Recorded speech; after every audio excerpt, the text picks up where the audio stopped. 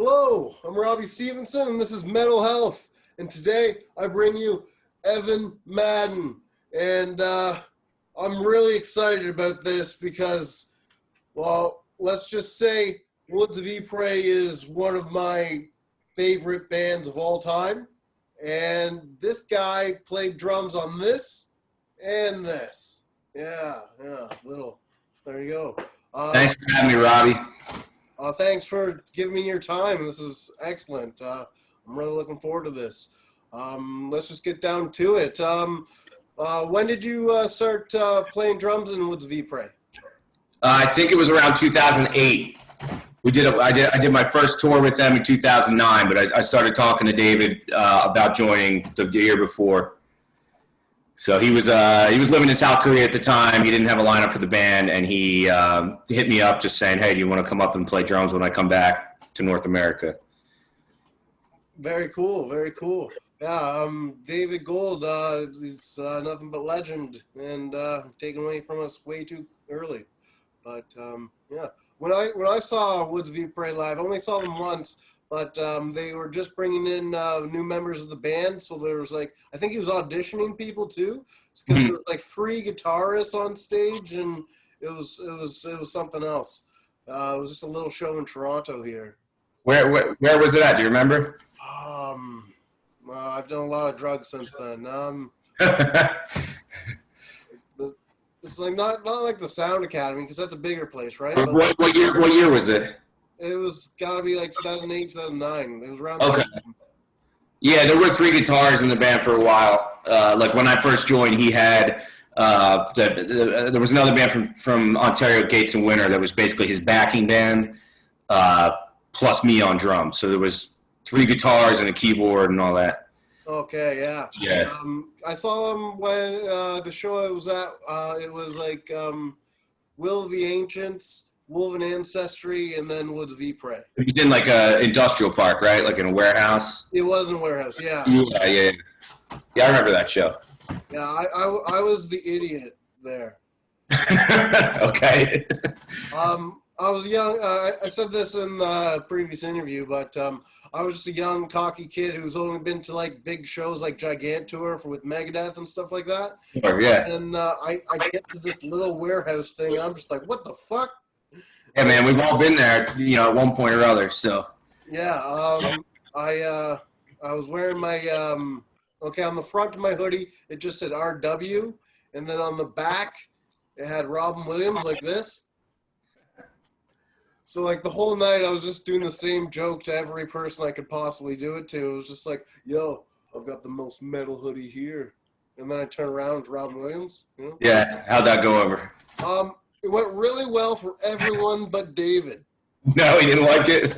David was just stone cold faced, Oh, my God. Yeah, that's why I was like, oh, man, I was just a little shit. And then I took it personal, he didn't laugh at my joke, so I'm going to stand right in the middle where the pit would be and just stand there with my arms crossed, because I am a little puke. But, yeah, I've said it before, I'll say it again, I've got regrets.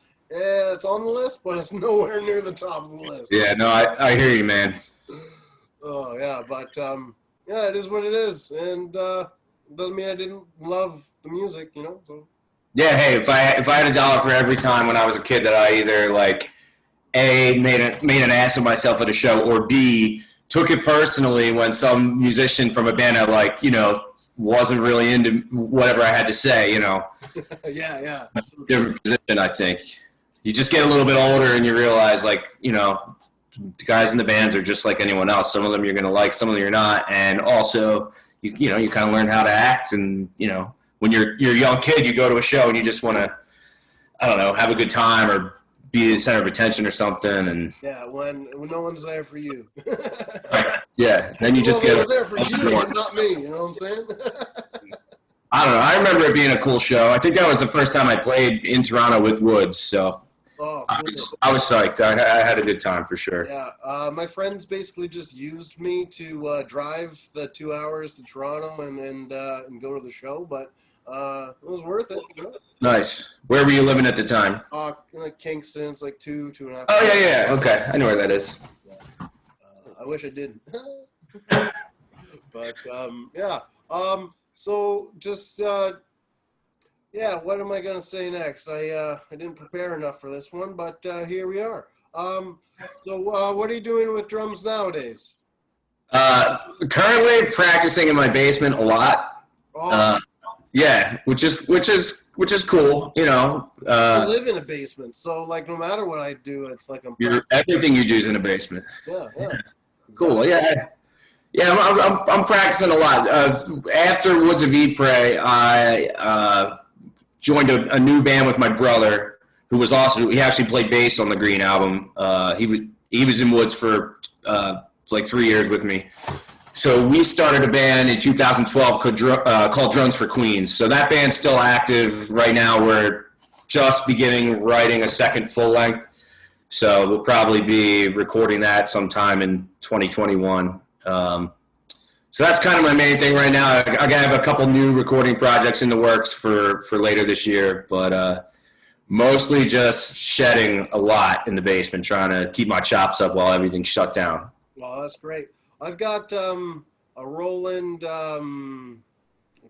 K something 17 kit. I don't know. Electronic. Electric kit. Yeah, yeah. Cool. It's a lot of fun. I'm not using it as much as I'd like, even though I've got no excuses because I'm just lazy and stuff. But yeah, I'll stick to my comedy as far as actually have a good hobby that I'm good at. You know? That's cool, man. You know, everyone's got their thing. That's Yeah. fun. Just looking at electronic drums today. Actually, because in my basement I just play on practice pads. You know, I live in a row home. I can't have my drums here. And I don't have a studio right now either. My studio got torn down, turned into condos. So I was kind of just put all my stuff in storage, and now I'm back in the basement on practice pad. So I might actually invest in an electronic drum kit for the first time in my life. I really like the Roland. Like, I've had a Roland before, and it's really good. Before I had like, I forget what it's called. It's been a while. Well, I'm blanking out, but it's all good. Cool. Yeah, the Rolands. I can actually take the pads from my old kit and combine it with my new kit, so I can make like a really cool kit right now. But yeah, yeah. So that's cool. I kind of with my drug addiction and everything, I'm gonna show you something cool. Okay. Yeah.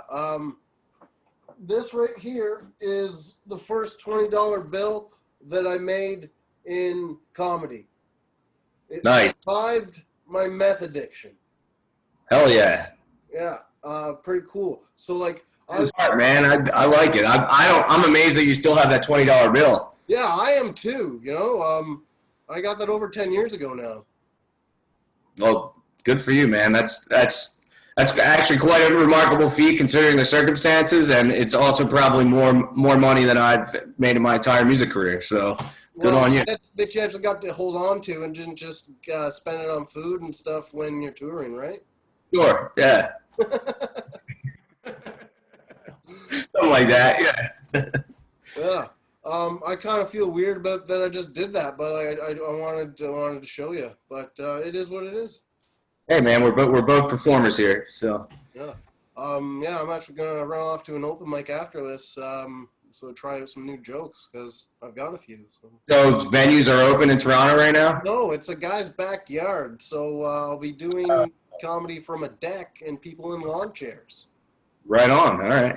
This is terrible. Like the whole situation with COVID sucks. But It's not great. It's hopefully, things will improve in the next 6 months or so, but it's we're just like coming up with new ways to do stuff. So if it's stand-up comedy in a backyard, then so be it. Yeah. I'll wear my iced earth mask all the way there, and then maybe take it off for the actual show. That's it. Mm-hmm. Okay. Yeah. Yeah. But so, is there any cool stories you can tell me from the road? Probably a lot. I mean, it all kinds of blurs together. But I mean, what do you want to hear? If there's anything that sticks out, like talking about you and David and something hilarious, I mean, we always did a good job of keeping it lighthearted regardless of what was happening. I mean, it was that three or so years touring with Woods was, it was cool. We had a lot of adventures. I mean, probably getting our windshield smashed at the beginning of that one tour was one of the most crazy situations in my life. The trunk flew up while we were on the highway. We were driving from Sault Ste. Marie to Thunder Bay, and we were about 2 hours, maybe less, into a 10-hour drive, maybe a little, I don't know. I don't remember exactly how long that drive is. It's long. It's at least 10 hours. The hood of the van flies up, smashes the window. So then we have to sit on the side of the road, wait for the tow truck to tow us back to Sault Ste. Marie, then make a bunch of phone calls to see if we could get the windshield replaced, which we couldn't. I think it was a Friday or a holiday weekend or something. I don't know. It's not that big of a town, so we couldn't get anyone to do it.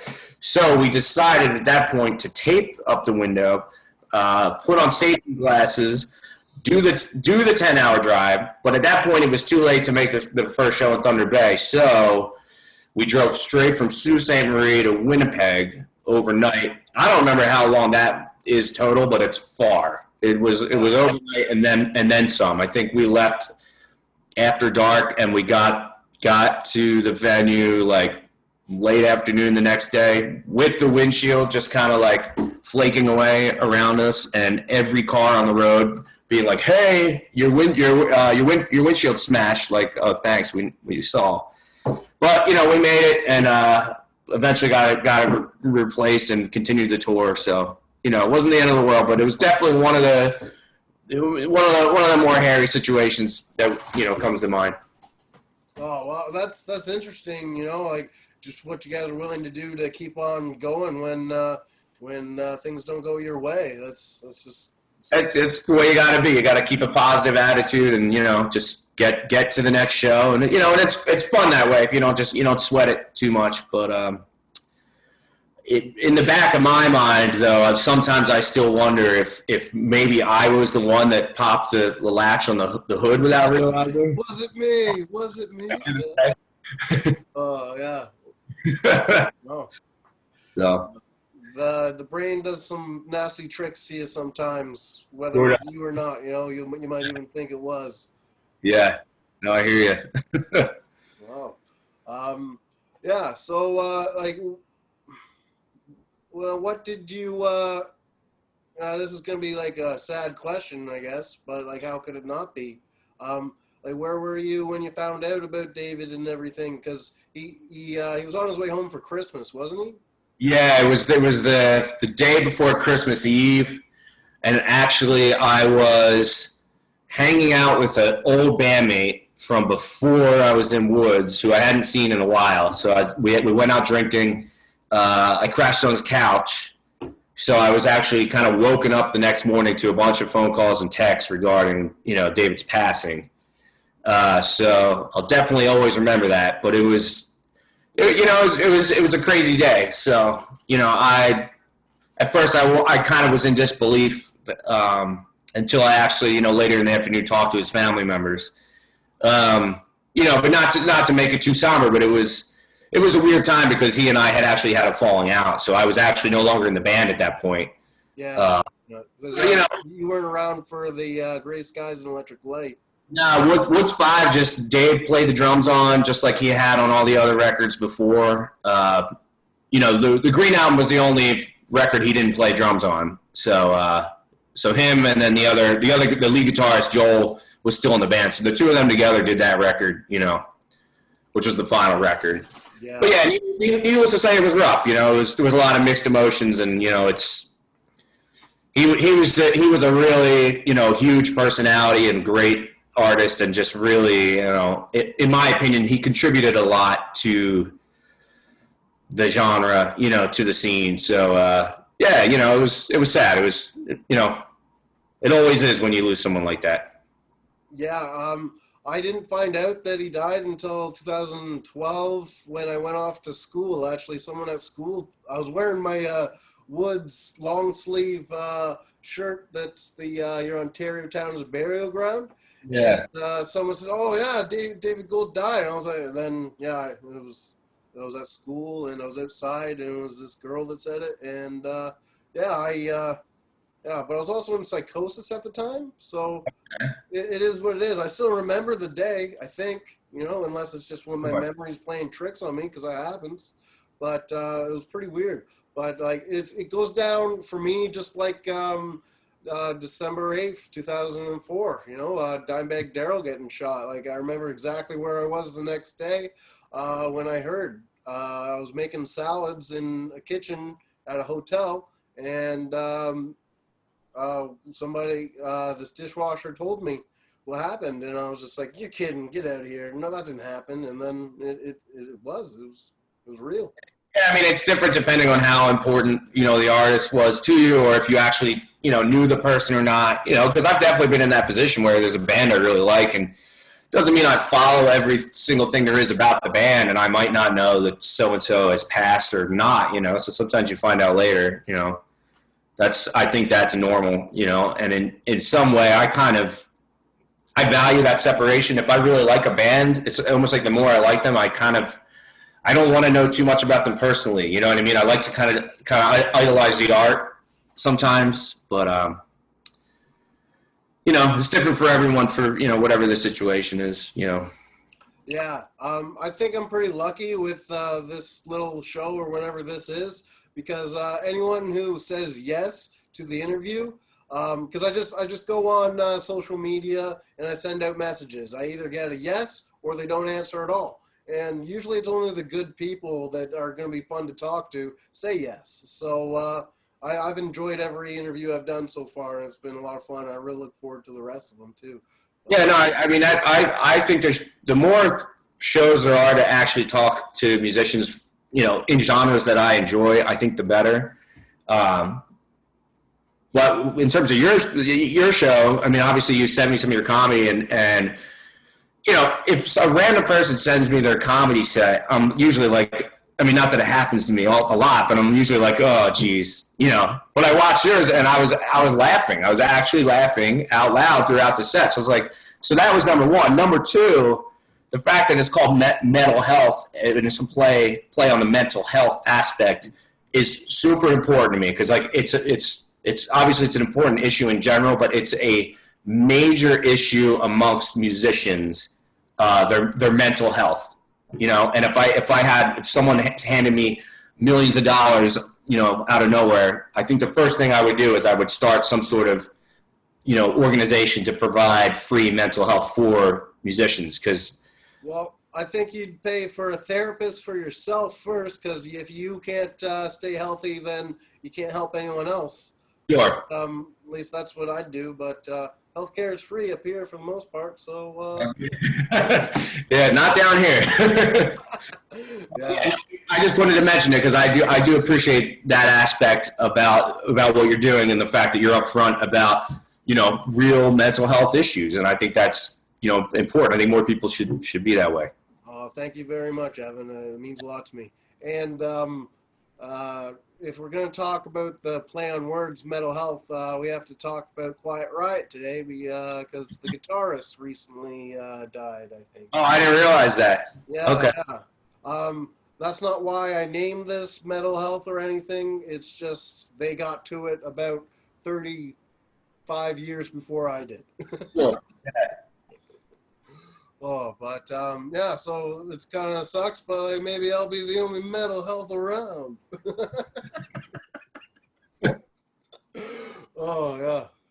But yeah, if you're wondering why my comedy isn't about sunflowers and pancakes, it's because I've been through some real shit, and I talk about it on stage and make jokes. And I really think that, especially this day and age, a lot of people who try to stop you from making dark jokes, or like say you can't talk about that and stuff. Right. But I honestly think that dark jokes are like the silver lining to a cloud. If you can make someone laugh at the worst in humanity, at least something good came out of it. Yeah, I think humor is a really good way to deal with real things in life. Real, like you said, dark things. So, and honestly, if it wasn't that way, if you were trying to make jokes about pancakes and sunflowers, I probably wouldn't be into it anyway. Yeah, like they'd have to be some damn good pancake jokes. Yeah, right? Yeah. I'm no Mitch Hedberg, so Yeah. oh yeah, but yeah. So okay, more music stuff. What was your favorite bands growing up, and like how did you get into drumming in the first place? I just kind of randomly picked the drums when I was in fourth grade when they, at public school, they're like, oh, do you want to play an instrument? And I picked drums, and I'm not really sure why I did that. Well, it kind of makes sense because it's just like I want to bang on things and hit things, you know. So Yeah, I think so. I don't know if I felt like I had to pick an instrument or what, but like I did, it was really tricky for me the first year or so. I didn't really understand the rhythms, like how to read the notes and stuff.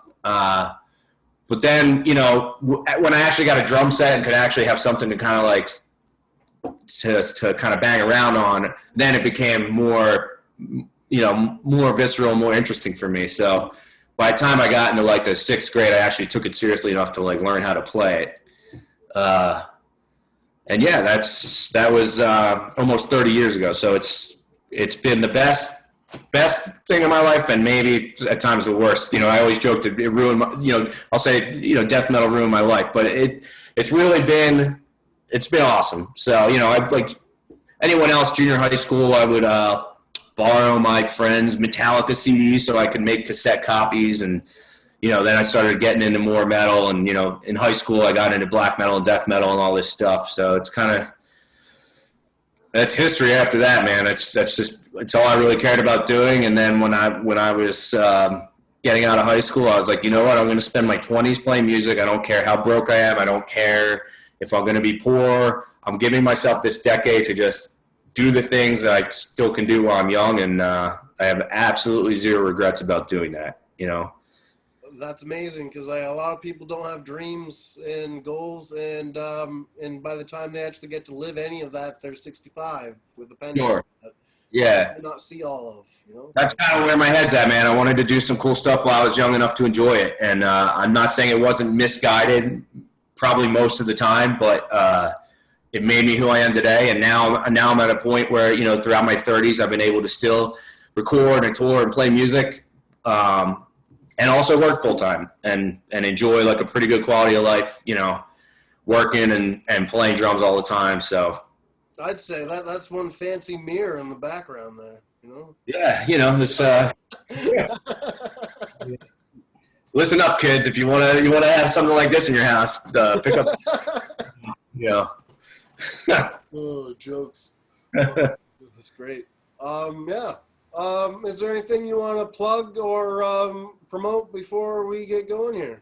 I with the whole pandemic and all the protests and important issues that have been happening the last 5 months, I've been really taking a break from promoting anything. Like I said, I've just been practicing drums. That being said, like I mentioned, we are eventually doing another Drugs for Queens record. There's an album that I did session drums for about 9 years ago that just got completed. This guy, he does this band called Sylvan Realm, so that's going to be coming out soon. And then I'm starting a new band called The Crippler with members of Eat the Turnbuckle, Bad Luck 13. That's coming out probably early next year. So very cool. And before we go, I'm just going to say with the Green album, one of the coolest songs I think is like that lullaby one. I forget what it's called, but yeah, send that one to the ladies. Like, hey, check out this lullaby before you go to sleep. Does it go over better than the Robin Williams sweatshirt? Or yeah? It worked once, and that was a waste of 2 years of my life. So maybe I won't do it anymore. I don't know. Well, you live and learn. That's right. That's right. Well, thank you very much, Evan, for being on Mental Health. I really appreciate your time. Thank you very much. Yeah. Yeah, thanks, Rob. It's a real pleasure talking to you.